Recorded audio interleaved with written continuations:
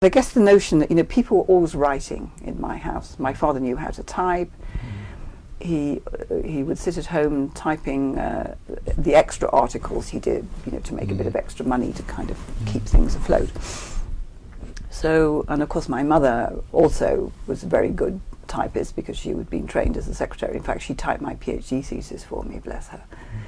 So this notion that, you know, you wrote and you wrote things on typewriters was just there all the time. Yeah.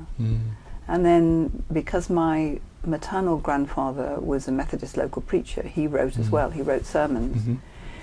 And he had been a member of the Labour aristocracy. He worked for the Liverpool Post and Echo as a printer, and of course in those days, you know, the days of hot metal presses, printers were highly skilled and not too badly paid. But you know, he too had a family to support, and so he would make money by writing little articles. I had a huge collection of press cuttings of little articles that he wrote about all sorts of bits and pieces, but you know, he'd write them for the Liverpool Post and Echo and they'd get published.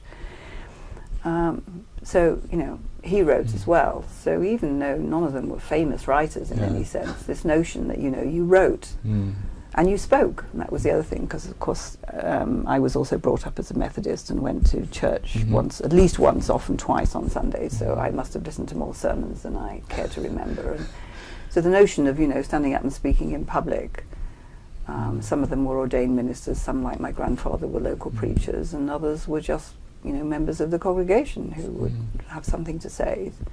So I think I gave my first public speech in Methodist Central Hall in Westminster at the age of 14, and it, you know, it was just something that people did. I didn't think it was extraordinary.